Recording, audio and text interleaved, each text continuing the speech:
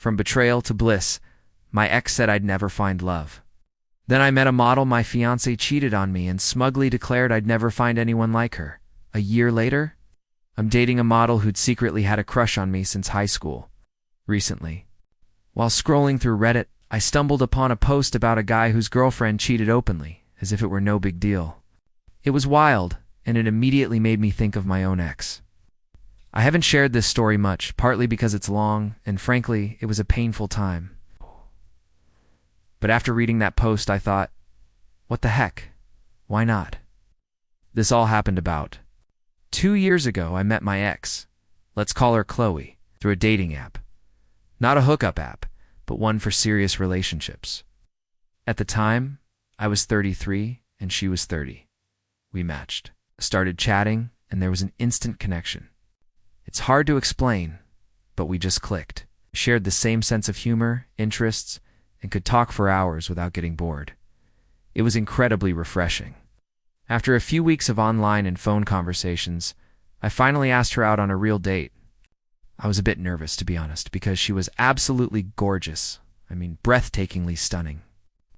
I don't consider myself a troll. I think I'm a decent-looking guy, but she was definitely in a different league.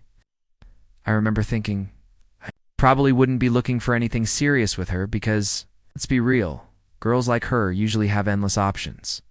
I didn't want to get my heart broken. Being with someone overly attractive is a strange problem, I know, but it comes with its own set of challenges. Anyway, she agreed to the date, and we had an amazing time. Just confirmed everything I'd felt during our online chats. We started seeing each other more frequently, and things got serious pretty quickly. One thing that was constantly on my mind was the amount of attention she got from other men. She'd sometimes tell me about it, and even when we were together, guys would shamelessly hit on her, or she'd get messages on social media. At first, it didn't bother me.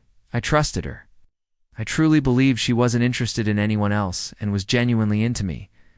Stupid, I know, but that's how I felt. I was just enjoying being with her and didn't want to be the jealous, insecure boyfriend. Things were going great, really great, except for one small detail that kept bugging me. A peculiar conversation. We were having one of those late-night chats where you talk about random stuff. The topic of hall passes came up. If you're not familiar, it's a hypothetical situation where you and your partner each pick one celebrity you'd be allowed to sleep with. No questions asked. It's usually a joke, a bit of fun, but sometimes it can reveal underlying feelings. Anyway, she brought it up, which struck me as odd since I'm usually the one who initiates those silly conversations. She said her hall pass was Justin Timberlake, which is fair enough. He's a cool guy. But then she said something that really bothered me. With a slight smirk, as if entirely serious, she added, I don't think many celebrities would say no to me. Now, I knew she was beautiful. I'd always known that. But hearing her say it that way just rubbed me the wrong way. She seemed to be asserting that she could have pretty much any guy she wanted, which made me uneasy. It also seemed out of character for her. Despite her looks, she'd always been quite down-to-earth. It just felt arrogant, and it made me uncomfortable. I didn't say anything at the moment. I just laughed it off, and we moved on to the next topic. But that comment stuck in the back of my mind. I kept thinking about it for the next few days. The feeling eventually faded, and things returned to normal, but I never forgot it. The shift in her behavior started subtly. Things were going really well for a while after the hall pass conversation. But then, I noticed a change in her behavior. It was faint at first, but as time passed, it became increasingly obvious. She started coming home later than usual. Normally she'd be home from work around 6 p.m., but she began arriving at 7 p.m., maybe 7:30 or even later. And her excuses, they were flimsy. She'd say things like, oh, I just lost track of time, or I ran into a friend and we chatted for a bit. It was strange because she used to be so detailed about her day. If she was late due to work, she'd tell me everything, what project she was working on, who she spoke with, and so on. Now, it was just these vague, meaningless reasons. On top of that, she became quite irritable. If I asked why she was late, she'd snap at me. She'd get defensive, claiming I was being overly controlling, or that I didn't trust her. I didn't want to fight, so I usually backed off. I'm not a confrontational person. especially when someone is already in a bad mood. However, the late nights persisted, as did the vague reasons. My suspicion began to grow. It was like a small voice in the back of my head saying, "Something's not right here." Tried to ignore it, but it became increasingly difficult. Confrontation. And denials. Finally, I asked her if anything was wrong. I said, "Is everything okay? You seem different lately." She denied it, of course. She replied, "No, everything's fine. I'm just stressed with work, the usual." I wanted to believe her, I really did. A few days passed, and the same pattern continued. I couldn't keep it in anymore. I told her again that her behavior was unusual and that I was concerned. This time, she seemed to understand what I was saying. In fact, she apologized, claiming it was all due to stress and exhaustion, and insisted it was nothing personal. I got what she was saying, but I couldn't bring myself to believe it. After that conversation, things seemed to improve, at least on the surface. She was more receptive and conversational. When she got home late, she'd tell me stories about what she'd been doing, but they just felt hollow. There was something about the way she told them, the lack of detail, the avoidance of eye contact, that didn't feel right. I remember one particular night she arrived home late and told me a story about running into an old coworker and having drinks with him, and I knew she was lying. It was like a light bulb went off in my head. I can't describe it, but I had this overwhelming feeling that she was hiding something really important, and that's when the thought hit me. She was having an affair. This wasn't just a minor issue or misunderstanding. This was a full-blown affair. I knew I couldn't just let it go. I couldn't pretend everything was fine. I needed to find out the truth, one way or another. Her behavior had shifted dramatically from the woman I first met. It was impossible to ignore. This wasn't the person I had fallen for. Something was clearly wrong, and I was determined to find out what it was. The plan. A private investigator. So I'm sitting there, convinced my girlfriend is cheating on me. My initial thought was, I need to check her phone. I mean, that's where all the proof would be, right? Text messages, email, social media, everything. But I quickly realized that wouldn't work. First and foremost, she was always on her phone, making it almost impossible to take it long enough to do a thorough search. Even if I did manage it, I'm not exactly a tech expert. I wouldn't know where or what to look for, and she'd probably deleted anything incriminating anyway. Plus, I needed irrefutable proof. I didn't want to find a questionable text message and then confront her with it. I wanted to catch her in the act, to know without a doubt. So, decided to take a different approach. Hire a private investigator. Yeah, I know, it sounds like something out of a movie, but I was desperate. I needed the truth, and I wanted someone who knew what they were doing to help me find it. I wanted to know who this guy was and where they were meeting. I did a Google search for private investigators in my area and found one with good reviews. I called them up and scheduled a meeting. I remember feeling quite scared when I walked into their office. Felt like I was admitting defeat. I sat down. With the investigator, a guy who seemed to have seen it all before, and told him everything. I recounted the entire story, from the hall pass conversation to the late nights and flimsy excuses. It took a while, but he just listened calmly and nodded. He didn't judge me. He didn't make me feel foolish. He was just listening. Then he said he'd seen this kind of thing 100 times before. He suggested doing surveillance for 2 weeks because her late nights were inconsistent. But this would be pretty costly. He ultimately agreed on 10 days.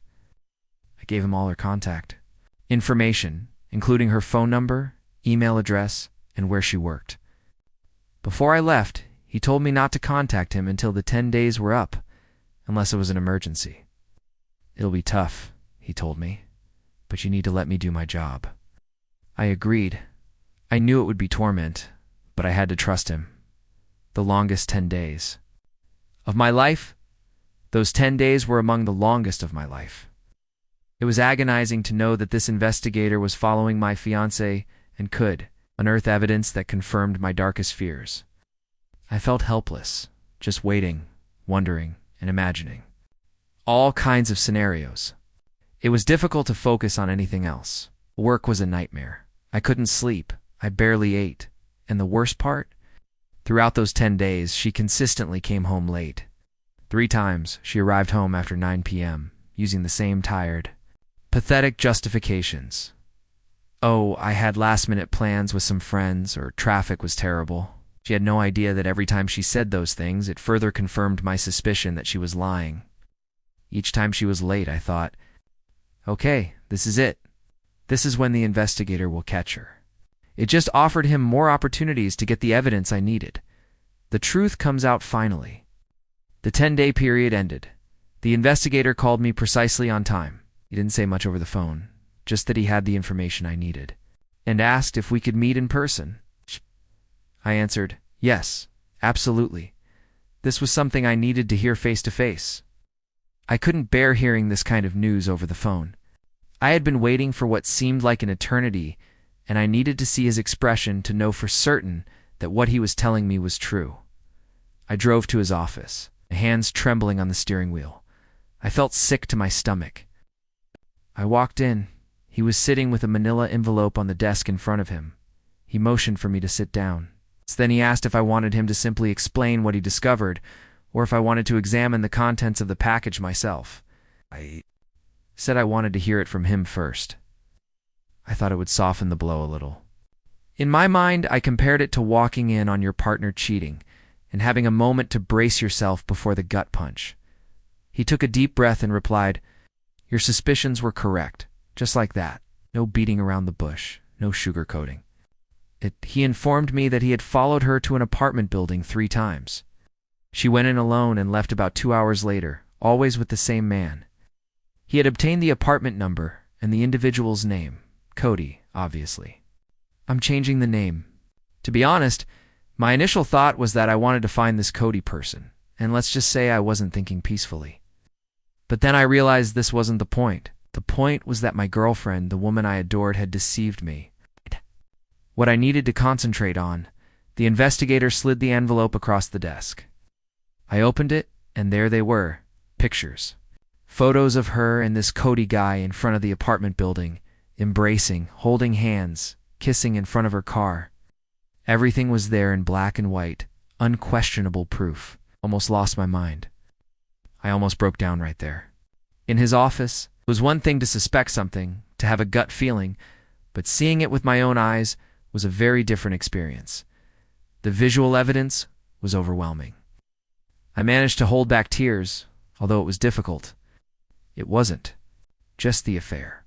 It was the realization that my entire life, the future I had planned with her, was crumbling in front of me. The confrontation, I wasn't sure what to do next, but I knew I had to get to the bottom of this. When I arrived home, I asked her to sit down. I didn't yell. I didn't create a scene. I said quietly, "We need to talk." She knew. Something was off. She saw it on my face. She sat down, and I simply laid everything out. I informed her I knew about the affair. I told her I'd hired a private investigator, informed her that I had proof. Her first emotion was shock. She simply stared at me, her mouth slightly agape. Then she attempted to calm down, to act as if nothing had happened, but I wouldn't have it. I told her what the investigator told me about the apartment building, about Cody, everything. She just sat there, silent. She didn't deny it. Ow. She didn't apologize. She didn't even attempt to explain. She just sat there listening. The more I talked, the angrier I became. Her silence was infuriating. She didn't seem to care or to be sorry for what she'd done. Finally, I couldn't take it anymore. I told her I wanted to break up. I responded, "I can't do this anymore. Can't keep playing this song and dance. I'm done." And then she did something very unexpected. She laughed. She stood up as if to intimidate me and began this full monologue. "Want to leave me?" she inquired. "Are you kidding? So what if I had a little excitement on the side? It was just physical. It didn't mean anything. I'm a cheater. Fair? But where do you think you'll go from here? You think you'll ever get someone like me again? Hasn't it been clear to you? Over the years that I'm out of your league? It was one time, is that what you want to destroy our lives over?" She spoke a lot more in that vein, essentially trying to make me feel lucky, that I should simply be grateful to be with her, even if she cheated. Can you believe it? I was stunned. I knew she was arrogant. I knew she thought highly of herself.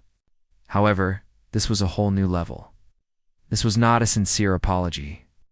This was hardly the reaction of someone who had been caught and wanted to make amends. This was the response of someone who didn't give a damn, someone having a genuine fit of attitude, a true crash-out mentality.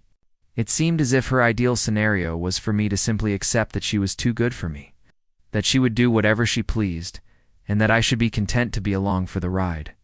She honestly believed I wouldn't have the courage to leave. That's how proud she was of herself. Her comments hit me like a ton of bricks. I'd felt wounded and outraged before, but this was different. This was pure fury. I'd never felt anything like it. I stood up, looked her directly in the eyes, and told her how much I detested her. I don't remember the precise words, but they were along those lines, and then I walked out. I didn't grab a bag, I didn't say goodbye, simply stepped out the door. I couldn't bear to be in the same room as her for another second. I felt completely betrayed. It was over. The aftermath, I ended up staying the night in a cheap motel. I couldn't return to the house, not yet. Just needed to be alone and think about all that had transpired. I lay there in that uncomfortable bed, staring at the ceiling, replaying the confrontation in my mind over and over. I couldn't believe the way she reacted. It was simply unbelievable. The next day, I returned to the house to get some of my belongings. I assumed she would be at work, but she was there. She appeared to have been crying, but she was attempting to act tough, as if nothing was wrong. And then, get this, she had the nerve to say, "I knew you'd be back," with a smug little grin on her face, as if I had just thrown a small tantrum and crawled back to her. I didn't say anything. I just went inside and grabbed some clothes, toiletries, and other necessities. I knew I couldn't get everything at once, but all I wanted was to get out of there as soon as possible. I replied, "I'll be back for the rest of my stuff later." She just stood there staring at me, her face filled with disbelief, as if she couldn't believe I was leaving. She said nothing until I was walking out the door. Then she merely whispered something under her breath, which I didn't catch, and frankly, I didn't care. I've been trying to understand why she acted the way she did. I'm still having trouble wrapping my head around it. Perhaps she was looking for validation or excitement outside of our relationship. Perhaps she was insecure about getting older or about our routine. Perhaps she saw me as a safe, dependable, comfortable partner, but also as someone she considered beneath her. And perhaps because she had always felt that way, she didn't consider the infidelity to be a huge problem. She'd already rationalized it in her mind. Of course, all of this is just me guessing, trying to make sense of something that doesn't make sense. After I left, she began contacting me. The first few messages were mocking and sarcastic, as if she thought the whole thing was a joke and that I would just run back to her. She definitely believed I was bluffing, that I wouldn't actually go through with leaving. But a few days later, I returned to the house with a friend to retrieve the remainder of my possessions, and she was shocked, and she couldn't believe I was being serious. I believe it was the moment she realized it was truly over. One of her final texts to me read, "I hope you know you'll never find anyone like me again." Seriously, I blocked her after that. Couldn't take it anymore. It was simply too much. Moving on. Enter Veronica Coque. Let's skip ahead a bit. The whole breakup with Chloe was a mess, and it took me a while to get my bearings. But life goes on, right? A few months later, I had my 15-year high school reunion. I wasn't sure whether I wanted to go, but a number of my friends persuaded me. It ended up being a great time. It was nice to see all the old faces and catch up with people I hadn't seen in years, just a really upbeat, enjoyable vibe. Then there was Veronica. Veronica attended my high school class. She was a tall, stunningly beautiful girl. We were friendly and took some classes together, but we weren't particularly close. She was one of those girls who was just naturally cool, you know?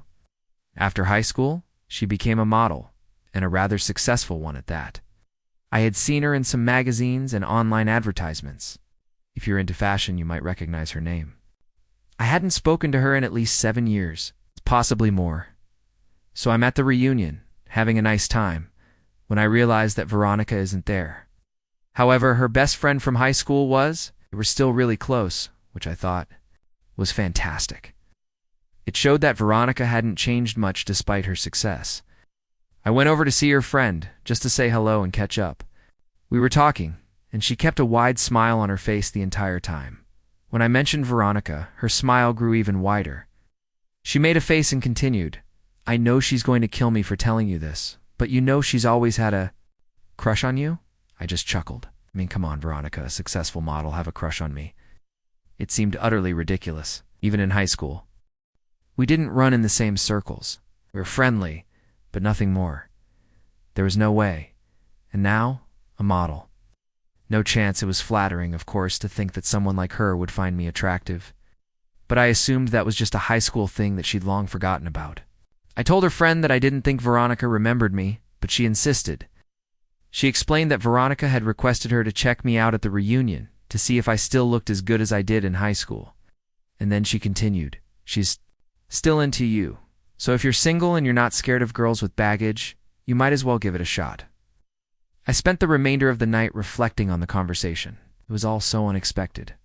I won't lie, it felt wonderful to know that someone like Veronica was interested in me, especially after what had occurred with Chloe. It felt as if here was this woman who my ex would have deemed out of my league. She was allegedly crushing on me. It made me realize how worthless Chloe's remarks were and how much she wanted to bring me down. It provided a significant confidence boost. Taking a chance following the reunion, I decided to take a chance. I figured, what could I lose? I decided to contact Veronica online, as the kids say. I found her on Instagram and messaged her. I also informed Veronica's friend that I was going to message her. Just in case Veronica didn't check her direct messages from people she didn't follow. I didn't want my message to get lost in the mix. And then I waited and waited and waited. I waited 5 days and heard nothing. I'd completely forgotten about it, to be honest. I believed she was probably busy, or that her friend had exaggerated things. I wasn't too concerned about it, but eventually she replied, and her message was quite enthusiastic. She wrote, "Oh my gosh, Keith, it's been so long." Now, I've heard that the more letters a woman repeats in her text to you, the more she likes you. I'm not sure if it's accurate, but it felt like a good sign. We began messaging back and forth, catching up on pretty much everything. We spoke about high school, about what we've been up to since then, about our jobs, our families, everything. After a few days, Veronica recommended we switch to FaceTime. She claimed she was tired of typing so much. I was delighted, of course, and we began video chatting almost every day, a deeper connection during those video calls. I began to understand more about her life as a model. She told me everything about the industry, the travel, the photo shoots, the ups and downs.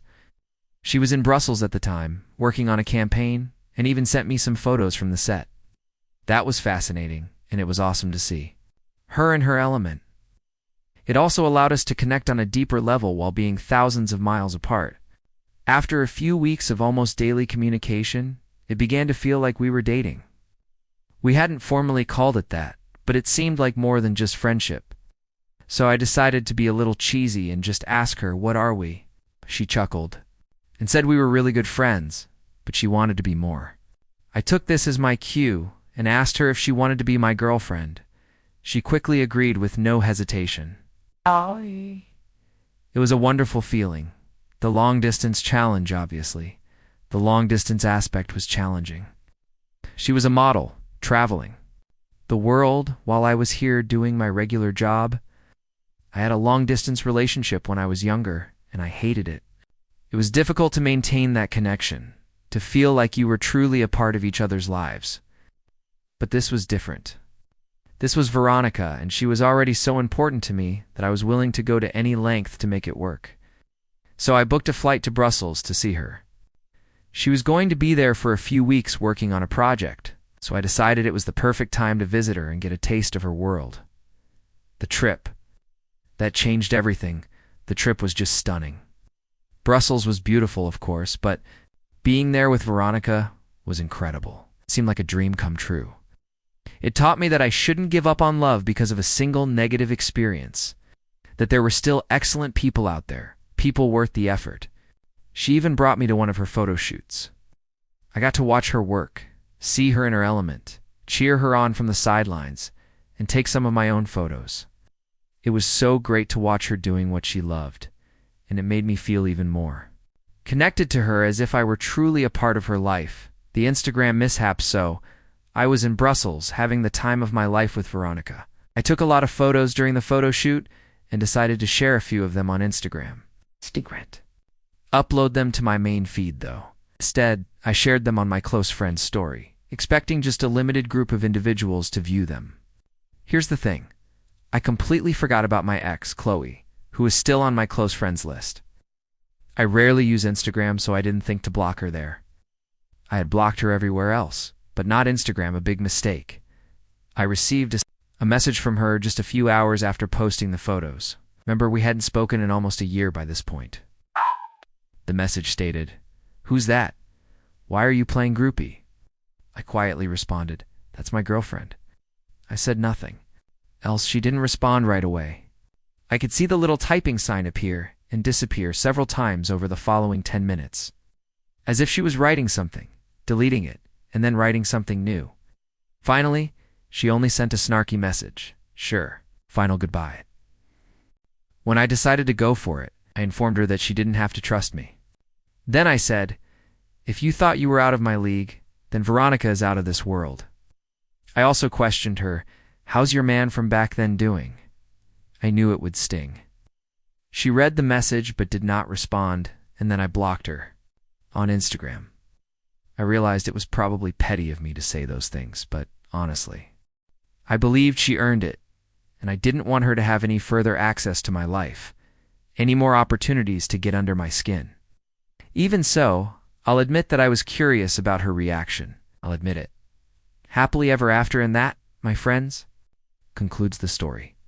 It's been an exciting journey, to say the least, but I can honestly say that I am happier than I have ever been. Veronica and I have been dating happily ever since our trip to Brussels. I won't lie. I'm thinking about proposing before the end of the year. Don't tell her, though. Veronica is a true blessing in my life. She is kind, she's funny, she is intelligent, she's stunning both inside and out, and she makes me feel like the luckiest man in the world. I am truly relieved that things didn't work out with Chloe, because if they had, I would not have met Veronica. I understand that some people may criticize me, could respond, "Oh, he's just with her because she's a model, or a long distance never." Works, but I don't care. I refuse to let anyone's criticism spoil my relationship with Veronica. She is great, and I'm quite thrilled. If things don't work out, you may come back here and tell me I told you so, but God knows I don't see myself pinning another piece here, so that's it. That is my story. It's a story of treachery, heartbreak, and eventually finding love and happiness in the most unexpected places. Thank you for listening, reading, I suppose. Thank you for watching.